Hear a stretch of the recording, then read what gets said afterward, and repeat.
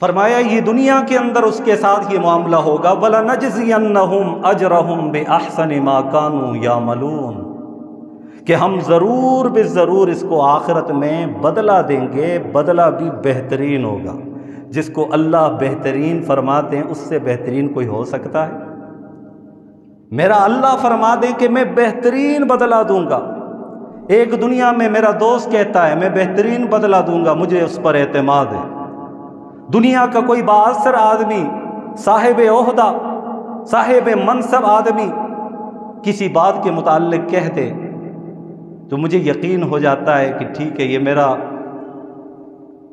خیر خواہ ہے اور یہ مجھ سے محبت کرتا ہے، مجھے اب پریشان ہونے کی ضرورت نہیں، کیونکہ اس سے بڑھ کر بہتر تعلق کسی کا نہیں ہو سکتا۔ دنیاوی اعتبار سے جو اچھے لوگ، جو بڑے لوگ استاد کہتے، پیر کہہ دے، بڑا کہہ دے، باپ کہہ دے، بڑا بھائی کہہ دے، تو ہم کہتے ہیں کہ یہ بہترین بات ہے، یہ بہترین اس نے کہا ہے۔ اور جو اللہ جس کو بہترین کہتے ہیں نا، وہ ساری چیزوں میں سے سب سے بہترین ہوتا ہے۔ تو اللہ فرماتے ہیں کہ وَلَنَجْزِيَنَّهُمْ أَجْرَهُمْ بِأَحْسَنِ مَا كَانُوا يَعْمَلُونَ، یہ اچھا بدلہ کیوں دیا جائے گا؟ اللہ پاک پھر آخر میں ذکر فرما رہے ہیں، بسبب اس کے کہ جو یہ نیک عمل کیا کرتے تھے۔ عزیزان گرامی، نیک اعمال کے لیے اللہ تعالیٰ نے ہمیں دنیا میں بھیجا۔ اس دنیا میں رہتے ہوئے ہم نیک عمل کریں تاکہ دنیا بھی ہماری پاکیزہ بن جائے اور آخرت بھی شاندار بن جائے، بہترین بن جائے۔ اور بہترین وہی ہوگی جس کو اللہ فرمائیں گے کہ میرے فرشتوں اسے جنت کے اندر داخل کر دو۔ روایت کے اندر آتا ہے، احادیث کی تمام کتابوں کے اندر یہ روایت موجود ہے، اس میں 7 خوش نصیبوں کا ذکر ہے۔ وہ 7 خوش نصیب کہ اللہ رب ذوالجلال کل قیامت والے دن جب سورج جو ہے 1 میل کے فاصلے پر ہوگا، زمین تانبے کی ہوگی، گرمی چاروں طرف سے آپ خود اندازہ لگائیں، 1 میل کے فاصلے پر سورج ہوگا، اس وقت کتنی گرمی ہوگی، اس کی شدت کے متعلق رسول اکرم صلی اللہ علیہ وسلم بیان فرماتے ہیں کہ لوگوں کے اوپر پسینہ جاری ہوگا، اور وہ پسینہ جس قدر گناہ ہوں گے اتنی ہی مقدار میں اس کے جسم سے پسینہ نکلے گا۔ کوئی ٹخنوں تک ڈوبا ہوا ہوگا، کوئی گھٹنوں تک، کوئی جو ہے رانوں تک، کوئی ناف تک، کوئی سینے تک، کوئی ایسا بھی ہوگا کہ پورا کا پورا جو ہے وہ پسینے کے اندر ڈوبا ہوا ہوگا۔ نفسا نفسی کی کیفیت ہوگی، ہر ایک کو اپنی اپنی پڑی ہوگی کہ پتہ نہیں میرے ساتھ کیا معاملہ ہوگا۔ اور روایت کے اندر آتا ہے کہ اس دن حضرت عیسیٰ علیہ السلام بھی فرمائیں گے کہ یا اللہ میں تجھ سے اپنی والدہ مریم کا سوال نہیں کرتا، میں اپنا سوال کرتا ہوں، نفسی نفسی۔ یا اللہ میرا کیا بنے گا؟ آج میری نجات ہو گئی تو میں کامیاب ہو گیا۔ اس دن، اور یہ انسان کی فطرت ہے کہ جب گرمی اسے تڑپاتی ہے، ستاتی ہے، تو سائے کی تلاش میں ہوتا ہے، ٹھنڈی جگہ کی تلاش میں ہوتا ہے۔ اس دن بھی لوگ ادھر ادھر دیکھیں گے، کوئی چیز نظر نہیں آئے گی، صرف اللہ کے عرش کا سایہ نظر آئے گا۔ اللہ کا عرش اور اس کا سایہ، اللہ کا عرش کتنا بڑا ہے تو ظاہر ہے اس کا سایہ بھی بڑا ہے۔ اور کچھ خوش نصیب لوگ ہوں گے کہ جنہیں اللہ پاک فرمائیں گے آ جاؤ میرے عرش کے سائے کے نیچے۔ اور ان خوش نصیبوں میں سے 3 کا تذکرہ میں نے گزشتہ سال میں بیان کیا تھا، اور ان میں سے 2 یا 3 خوش نصیبوں کا تذکرہ باقی تھا موقع مناسبت سے، کہ تاکہ ہمیں نیک عمل کرنے میں ہماری ہمت بڑھے اور نیک اعمال کرنے میں جو اللہ کا وعدہ ہے وہ ہمارے سامنے آ جائے، تاکہ نیک عمل کرنے کے اچھے اور مفید اثرات ہماری زندگی کے اندر پڑیں، تو اس لیے ذکر کرتا ہوں۔ ان میں سے ایک پہلا خوش نصیب امام عادل، اس کا تذکرہ کر چکا ہوں۔ دوسرا خوش نصیب شاب نشأ فی عبادت اللہ، وہ نوجوان جس نے اپنی جوانی عبادت کے اندر لگا دی، کھپا دی۔ اللہ فرمائیں گے کہ آؤ میرے عرش کے سائے کے نیچے، اور جس کو عرش کے سائے کے نیچے بلایا جائے گا، یہ سب سے اعلیٰ قسم کا پروٹوکول ہوگا، یہ VIP قسم کے لوگ ہوں گے، یہ وہ لوگ ہوں گے بعد میں ان سے حساب کتاب بھی نہیں لیا جائے گا، اللہ پاک بغیر حساب کتاب کے انہیں جنت میں داخلہ عطا فرمائیں گے۔ تو ایک وہ جوان نشأ فی عبادت اللہ، جس نے اپنی جوانی عبادت کے اندر لگا دی، کھپا دی۔ وہ شیخ سعدی رحمہ اللہ فرماتے ہیں کہ در جوانی توبہ کردن شیوہ پیغمبری، کہ جوانی کے اندر توبہ کرنا، عبادت کرنا، یہ انبیاء علیہم الصلوات و تسلیمات کا شیوہ ہے۔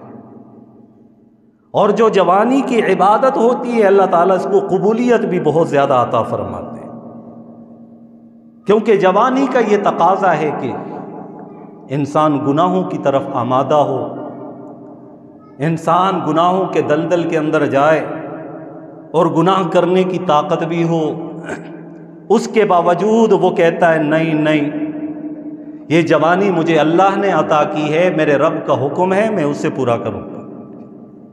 تو فرمایا کہ کل قیامت والے دن اللہ کے عرش کے سائے کے نیچے اس خوش نصیب کو جگہ اللہ پاک عطا فرمائیں گے، جس کی جوانی اللہ کی عبادت میں گزری۔ اور عبادت صرف نماز کا نام نہیں ہے، کئی دفعہ یہ بات آپ سن چکے ہیں۔ عبادت اللہ اور اس کے رسول صلی اللہ علیہ وسلم نے جن چیزوں کے کرنے کا حکم دیا ہے ان کو بجا لانا، یہ عبادت ہے، اور اسی کا دوسرا نام اطاعت بھی ہے۔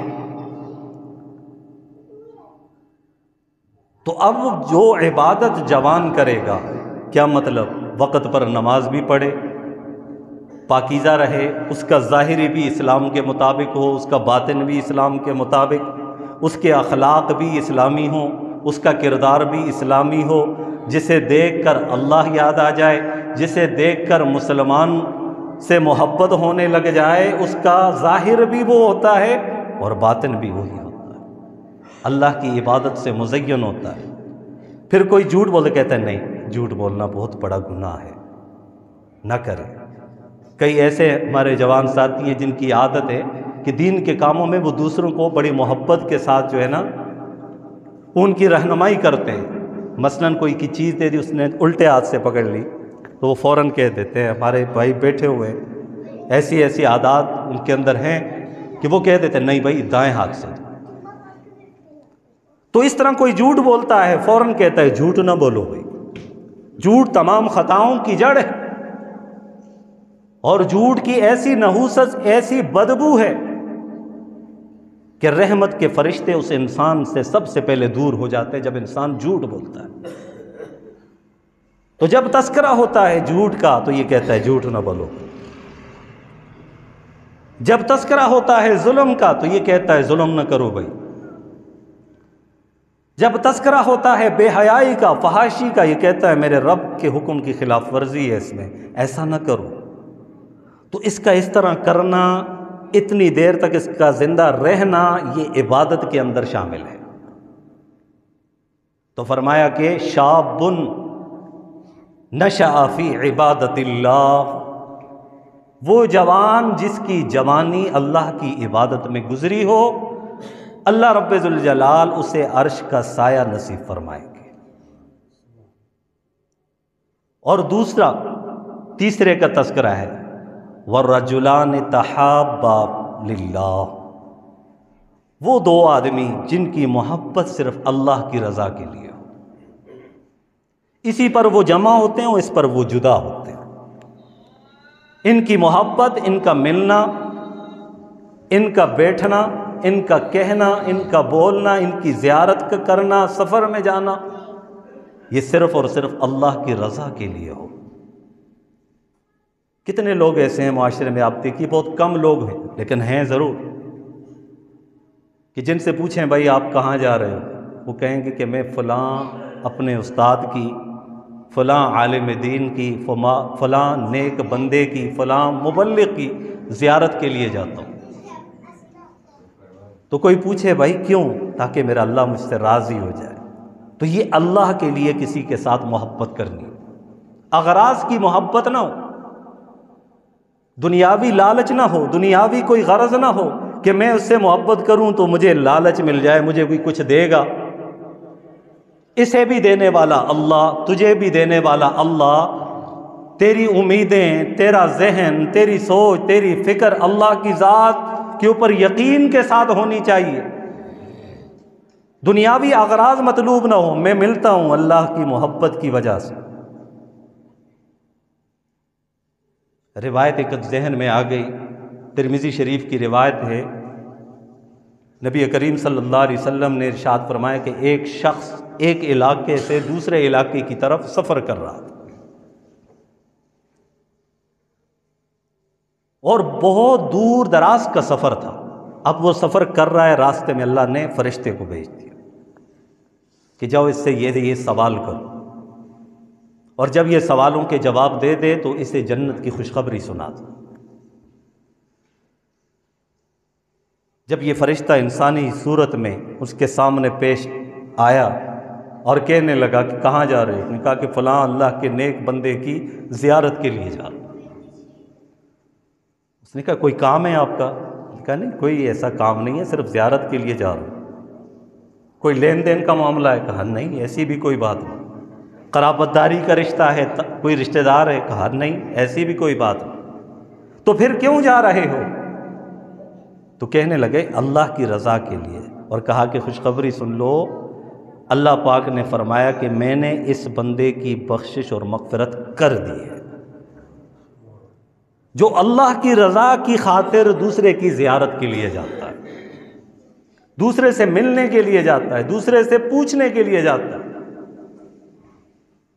دین اسلام تو بڑا پیارا دین ہے، ہمیں تو یہاں تک تاکید کی گئی ہے اگر کوئی بیمار آدمی ہوتا ہے نا تو اس کی عیادت کے لیے جایا کرو، کیونکہ جو بندہ صبح کے وقت کسی مریض کی عیادت کے لیے جاتا ہے تو 70,000 فرشتے اس کے حق میں مغفرت اور بخشش کی دعا کرتے رہتے ہیں، اور جو شام کو جاتا ہے تو صبح تک۔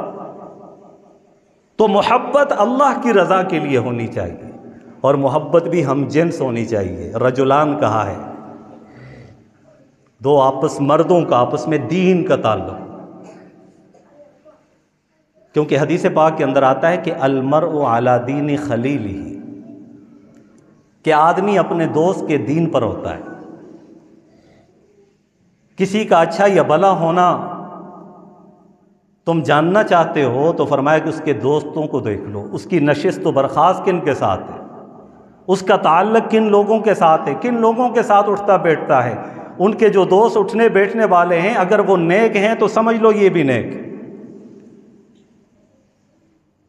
اور اسی وجہ سے یہ معیت کا اثر ہوتا ہے، صحبت کا اثر ہوتا ہے۔ جس طرح کی صحبت ہم اختیار کریں گے اسی صحبت کا تعلق، اس کے اثرات اور اس کے ثمرات ہمیں نظر آئیں گے۔ اس پر بھی مستقل میں بیان کر چکا ہوں، میں اس تفصیل میں بھی نہیں جانا چاہتا۔ بند کر، اس پر مستقل جو ہے میں بیان کر چکا ہوں کہ صحبت کا اثر کیا ہوتا ہے، اچھی بری صحبت کا اس کا اثر کیا ہوتا ہے۔ تو بہرحال فرمایا کہ رجلان تحابا للہ، وہ دو آدمی جن کی آپس میں صرف اللہ کی رضا کے لیے محبت ہوگی۔ یہ محبت اللہ کی رضا والی ہونی چاہیے، اور ایک دوسرے کے ساتھ محبت ہونی چاہیے۔ اور تیسرا جو ہے وہ خوش نصیب، فرمایا کہ جس کا دل مسجد کے اندر اٹکا ہو۔ کیا مطلب؟ مسجد میں نماز پڑھی، باہر نکلا تو اگلی نماز کی سے فکر لاحق، صبح کے وقت اشراق کا اہتمام کیا تو دل میں تمنا پیدا ہوئی کہ مغرب کے بعد اوابین بھی پڑھوں گا، دل میں تمنا ہوئی کہ رات کے وقت تہجد بھی پڑھوں گا، قرآن مجید کی تلاوت بھی کروں گا، یہ دل میں اس کے لگا رہتا ہے، مسجد کے ساتھ اس کا تعلق ہے۔ تو فرمایا کہ یہ بھی کل قیامت والے دن اس کو بھی اللہ پاک ان خوش نصیبوں میں سے جو ہے وہ فرمائیں گے جو اللہ کے عرش کے سائے کے نیچے۔ والیوم بٹا دو، بند کر دو، بند کر دو، بند کر دو، بند کر دو۔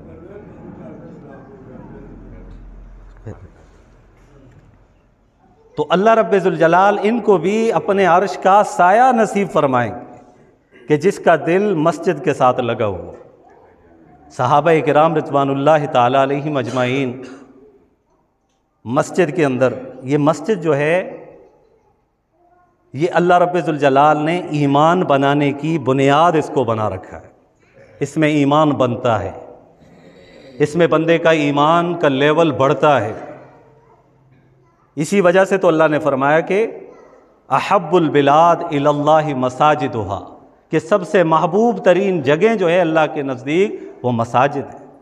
نبی علیہ الصلوۃ والسلام جب مدینہ منورہ کے اندر تشریف لے گئے تو سب سے پہلا کام کیا مسجد کی تعمیر کی۔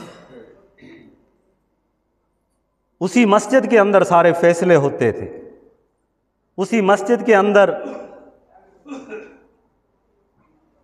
دو آدمیوں کے درمیان میں لڑائی ہوتی تو اس کے درمیان میں فیصلہ ہوتا تھا۔ رسول اکرم صلی اللہ علیہ وسلم غزوات کے لیے وہیں پر تاکید فرمایا کرتے تھے لشکر کشی کی، وہاں عدالت بھی قائم ہوتی تھی، وہاں سب کچھ ہوتا تھا، کیونکہ یہ اللہ کے جو گھر ہیں یہ ایمان کی بنیاد ہے۔ تو فرمایا کہ وہ خوش نصیب بھی جس کا تعلق مسجد کے ساتھ ہو، کل قیامت والے دن اللہ کے عرش کا سایہ اسے نصیب ہوگا۔ تو صحابہ کرام کے متعلق میں ذکر کر رہا تھا کہ جب وہ مسجدوں میں آتے تھے نا، کیونکہ ان کا ایمان اور یقین تھا کہ ہم نے ابھی فرض نماز میں سب سے پہلے اس بات کا اقرار کرنا ہے اللہ اکبر، کہ اللہ کیا ہے؟ سب سے بڑا ہے۔ یا اللہ میں بڑا نہیں، میں مغرور بھی نہیں، میں متکبر بھی نہیں، یا اللہ میں صرف اور صرف تیری رضا کے لیے تیرے گھر کے اندر آیا ہوں، اس بات کا اقرار کرتا ہوں تو ہی سب سے بڑا ہے۔ اور وہ اپنے آپ کو جو ہے وہ عاجز اور اپنے آپ کو وہ نادار سمجھتے ہوئے اللہ کے گھر میں حاضر ہوتا ہے۔ جو اس نیت کے ساتھ اللہ کے گھر کے اندر حاضر ہوگا نا، تو اللہ رب ذوالجلال اس عاجزی کا بدلہ اسے جنت عطا فرمائیں گے۔ اللہ تبارک و تعالیٰ اس عبادت کا جو لطف ہوگا، اس کا جو حسن ہوگا، اس کی جو لذت ہوگی، اس کی جو مٹھاس ہوگی، اللہ رب ذوالجلال اس کو حقیقی زندگی میں وہ مٹھاس نصیب فرمائیں گے۔ اور یہ کئی طرح کی عبادت ہے مسجد کے اندر، اور عبادت کے لیے مسجد کا بھی خیال رکھنا ضروری ہوتا ہے، اس کے تقدس کا بھی خیال رکھنا بہت ضروری ہوتا ہے۔ مسجد کے اندر اونچی آواز میں بات نہ ہو۔ روایت کے اندر آتا ہے اونچی آواز میں بندہ بات کر لے نا، خلاف ادب بات کر لے، تو اس کی ہوئی عبادت ساری ضائع ہو جاتی ہے، الٹا اس کے نامہ اعمال میں برائیاں لکھی جاتی ہیں۔ تو مسجد میں آئے اونچی آواز میں بات نہ کرے، یہ تو حاشا و کلا والی بات ہے مسلمان کے لیے کہ وہ گالی نکالے۔ گالی نکلے گی تو گالی کا وبال اپنی جگہ پر، پھر مسجد کے اندر نکالی ہوئی اس کا وبال اپنی جگہ پر۔ تو مسجد کے تقدس کا خیال رکھنا بہت ضروری ہے، مسجد کی صفائی کا خیال رکھنا بھی ضروری ہے۔ حضرت عمر فاروق رضی اللہ تعالیٰ 22 لاکھ مربع میل کے اوپر حکومت کرنے والے امیر المومنین، اللہ رب ذوالجلال نے ان کو یہ مقام اور مرتبہ عطا فرمایا کہ بہت سے علاقوں کے اندر اللہ پاک نے ان کو فتوحات سے نوازا تھا، یہاں تک کہ یہ مسجد اقصیٰ، اس پر پہلے ان کا قبضہ تھا یہودیوں کا۔ حضرت عمر فاروق رضی اللہ تعالیٰ عنہ کے دور خلافت میں یہ قبضہ چھڑوایا گیا، اور وہ دیکھیے ان کی زندگی، مسجد کے اندر آئے ہیں قمیص نکال کر مسجد کی صفائی کر رہے ہیں، مسجد کی صفائی کر رہے ہیں۔ کسی نے پوچھا حضرت آپ صفائی کر رہے ہو؟ کہا ہاں اللہ کا گھر ہے، تو یہ تن کے اوپر کپڑا نہیں ہے آپ کے؟ کہا اس وجہ سے، مسکرائے، کہا میں نے نبی علیہ الصلوۃ والسلام سے سنا ہے، آپ نے فرمایا کہ جو اللہ کے گھر کے اندر کسی کے جسم پر گرد و غبار لگ جائے عبادت کرتے ہوئے، تو فرمایا کہ اس جسم پر جہنم کی آگ حرام ہو جاتی ہے۔ تو اس لیے جو ہے میں اللہ کے گھر کی خدمت کر رہا ہوں، یہ صفائی کر رہا ہوں، اور تاکہ صفائی کے دوران جو گرد و غبار اڑے تو میرے بدن کو لگے۔ یہ مسجد کے ساتھ تعلق، یہ مسجد کے ساتھ محبت۔ وہ ہمارے استاد محترم فرمایا کرتے تھے کہ مسجد کے ساتھ اتنا تعلق ہونا ضروری ہے کہ بندے کو پتہ چل جائے کہ پنکھے کا کون سا بٹن ہے، لائٹ کا کون سا بٹن ہے، اتنا تو پتہ ہونا چاہیے۔ مسجد کی خیال کرنا، صفائی کا، مسجد کی ضروری چیزوں کو، صفوں کو استعمال کرتے ہیں، اس کی صفائی کا خیال، وضو خانے کو استعمال کرتے ہیں، اس کی صفائی کا خیال، جہاں پر جوتے اتارتے ہیں سلیقہ مندی کے ساتھ، شعار مندی کے ساتھ، کیونکہ ہمارے عمل کو یہ چھوٹے چھوٹے معصوم بچے بھی دیکھ رہے ہوتے ہیں۔ اگر میں اپنے بچوں کے سامنے سلیقے کے ساتھ جوتے کو رکھوں گا، میرا بیٹا بھی ویسا کرے گا۔ چھوٹے بڑوں کی نقل کرتے ہیں، وہ ہمارے طرز عمل کو دیکھتے ہیں۔ میں استنجا خانے میں جاتا ہوں، باہر نکلتا ہوں، اس کی صفائی کا کتنا خیال رکھتا ہوں، یہ بچے نوٹ کرتے ہیں۔ تو ان تمام چیزوں کا لحاظ رکھنا، بہرحال مسجد کے ساتھ جس کا تعلق ہو تو اللہ رب ذوالجلال اسے بھی عرش کا سایہ نصیب فرمائیں گے۔ تو مسجدیں اللہ کا گھر ہیں، وَأَنَّ الْمَسَاجِدَ لِلَّهِ، کہ مسجدیں اللہ کے لیے۔ امام ابو حنیفہ رحمہ اللہ کے دور کا واقعہ ہے کہ اس دور کے اندر جو بادشاہ تھا اس نے اپنی بیوی سے کہہ دیا کہ تو رات صبح تک اگر میری سلطنت سے باہر نہ نکلی تو تجھے طلاق دے۔ اب کہہ تو دیا، اب سوچا کہ میری سلطنت تو بڑی وسیع ہے، کوئی آدمی اگر سفر کرنا شروع کر دے تو وہ تو صبح تک نہیں پہنچ پائے گا، یہ میں نے کیا کہہ دیا غصے کے عالم میں۔ معاشرے میں بھی اس طرح ہوتے، لوگ کہتے ہیں میں نے غصے میں طلاق دی۔ بھائی غصے میں ہی تو طلاق ہوتی ہے، پیار محبت سے کون طلاقیں دیتا ہے، غصے میں ہی طلاق ہوتی ہے۔ تو بہرحال اس نے طلاق یہ الفاظ کہہ دیے، صبح ہوئی، اس نے سوچا کہ اب بیوی نیک بھی ہے، اچھی بھی ہے، میں نے چھوٹی سی معمولی سی بات پر اتنی بڑی بات کہہ دی ہے، اب تو یہ مجھ سے میری زندگی سے نکل جائے گی، کیا کرے؟ علماء کے پاس گئے، علماء نے بتلایا کہ بھئی ہاں تیری سلطنت تو فلاں فلاں علاقے تک اس کی حدود ہے، وہاں تک تو یہ جا نہیں سکتی۔ تو نہیں، امام ابو حنیفہ رحمہ اللہ ان کے پاس گئے تو انہوں نے فرمایا کہ ہاں بھئی کوئی بات نہیں ہے،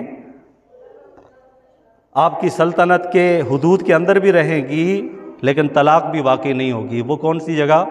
تو فرمایا کہ وہ مسجد کے اندر رات کو قیام کروا دو، کیونکہ مسجدیں یہ اللہ کی ملکیت ہیں، یہ کسی کی ملکیت نہیں۔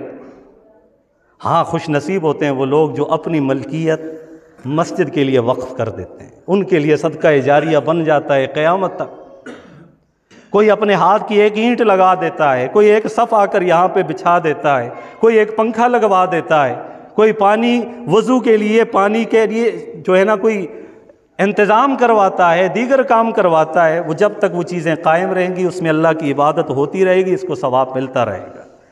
لیکن حقیقی ملکیت اللہ کی ہے، تو فرمایا کہ یہ آپ کی ملکیت کے اندر مسجد نہیں آتی۔ تو مسجدیں کس کا گھر ہیں؟ وَأَنَّ الْمَسَاجِدَ لِلَّهِ، مسجد اللہ کا گھر ہے۔ فَلَا تَدْعُوا مَعَ اللَّهِ أَحَدًا، اللہ کے سوا کسی اور کو نہ پکارو، اللہ کے سوا کسی اور کی عبادت نہ کرو، یہاں پہ آ کے صرف خالصتاً رب کی عبادت کرے۔ دوسرے مسلمان کے لیے اچھا جذبہ ہو کہ یہ مجھ سے بہتر ہے، کیا پتہ میرا جو رب سے تعلق ہے یہ تعلق اس کا زیادہ مضبوط ہو اللہ کے ساتھ۔ ہمیں تو ہمیشہ اپنی برائیوں پر نظر رکھنی چاہیے کہ میری زندگی میں فلاں گناہ بھی ہے، فلاں کام بھی ہے، پتہ نہیں میرا کیا بنے گا، لیکن دوسرے کو اپنے سے بہتر سمجھنا چاہیے، اور دوسروں کو اپنے سے بہتر سمجھیں گے اللہ تعالیٰ وہ بہتری کی خوبیاں خود بخود آپ کو ودیت یعنی آپ کو تحفتاً وہ چیزیں عطا فرمائیں گے۔ تو محبت اللہ کے واسطے ہو، مسجد میں دل اٹکا ہوا ہو اور جوانی کے ایام بھی وہ عبادت میں لگا رہا ہو، تو فرمایا کہ محبوب ان کو خوشخبری سنا دو، کل قیامت والے دن میرے عرش کے سائے کے نیچے یہ خوش نصیب ہوں گے۔ جو عرش کے سائے کے نیچے ہوں گے، پہلے میں نے عرض کیا وہ خاص لوگ ہوں گے، اور خاص لوگ جب حوض کوثر پر بھی جائیں گے تو نبی علیہ الصلوۃ والسلام کے ہاتھ مبارک کا جام انہیں نصیب ہوگا، اور وہ جام جب وہ پئیں گے تو پیاس ان کو نہیں لگے گی، پھر حشر میں پھر انہیں پیاس نہیں لگے گی، لیکن اس کی لذت ایسی ہوگی بار بار پینے کو جی چاہے گا۔ پھر یہ جائے گا، وہی جا سکے گا جس نے پاکیزہ زندگی گزاری، اور پاکیزہ زندگی میں نے ابتدا میں عرض کی، جس نے اللہ کی اطاعت میں رہتے ہوئے، نبی علیہ الصلوۃ والسلام کی تابعداری میں رہتے ہوئے اس نے زندگی گزاری تو اس کی زندگی پاکیزہ ہے، تو کل قیامت والے دن اللہ اس کے لیے ہر معاملے کے اندر فرمائیں گے کہ یہ میرا بندہ ہے، اسے آنے دو اور اسے جنت میں جانے دو۔ ورنہ حساب کتاب جب شروع ہوگا نا، وہاں کی کیفیت بھی بڑی سخت ہے، خطرناک قسم کی ہوگی۔ اور اما عائشہ صدیقہ رضی اللہ تعالی عنہ نے تو یہاں تک بیان فرمایا کہ من حوسب عذب، اگر کسی کا حساب لیا گیا تو پھر تو کسی کی خیر ہی نہیں، پھر تو وہ پکڑا گیا۔ تو خوش نصیب بنیں، ان اعمال کو اختیار کرنے والے بن جائیں، یہ کوئی مشکل کام نہیں ہے۔ یہ کرنے والے صحابہ تھے، اللہ نے ان کو مقام دیا۔ یہ کرنے والے تابعین تھے، اللہ نے ان کو مقام دیا۔ تبع تابعین تھے، اللہ نے ان کو مقام دیا۔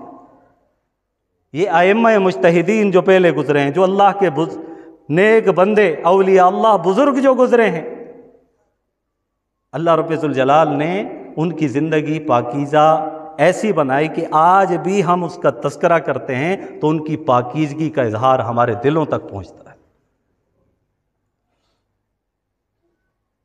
تو ہم بھی پاکیزہ بنیں، ان چیزوں پر عمل کریں۔ جب کہیں بھی کوئی بات ہو، حق بات دو ٹوک ہو، اس کو کہہ دیں، اگرچہ کڑوی لگے دوسری کو۔ نبی علیہ الصلوۃ والسلام نے حضرت ابو ذر رضی اللہ تعالیٰ عنہ کو نصیحت کی تھی، اور ان میں سے ایک وصیت یہ تھی کہ حق بات کہنے میں تردد نہ کرنا، گو کسی کو کڑوی لگے، اگرچہ کسی کو وہ کڑوی لگے، حق بات کہیں، فیصلہ کریں۔ سامنے بھائی ہو، دوسری طرف مخالف ہو، حق کا فیصلہ اس کے لیے کریں، اگر اس کے حق میں ہو، دشمن کے حق میں بھی ہو۔ تو یہ عدل انصاف کرنا، اپنی جوانی کو، اپنی زندگی کو اللہ کی عبادت میں لگا دینا، اور پھر مسجد کے ساتھ محبت کرنا، پھر ایمان والوں کا آپس میں محبت کرنا، جوڑ رکھنا، یہ اتنا عظیم عمل ہے کہ اللہ پاک قیامت والے دن عرش کا سایہ نصیب فرمائیں گے۔ دعا کریں کہ اللہ کریم ہمیں بھی ان خوش نصیبوں میں سے فرمائے، اور اللہ پاک ہم سے بھی راضی ہو جائے۔ اللہ کریم ہمیں ان تمام باتوں پہ صحیح معنوں کے اندر، حقیقی معنوں میں عمل کرنے کی توفیق نصیب فرمائے۔ وآخر دعوانا ان الحمد للہ رب العالمین۔ مسجد کے ساتھ بھئی ہر جمعے آپ کا تعاون ہوتا ہے، یہ مسجد کی ضروریات ہیں۔ یہ مسجد ہے، جزاک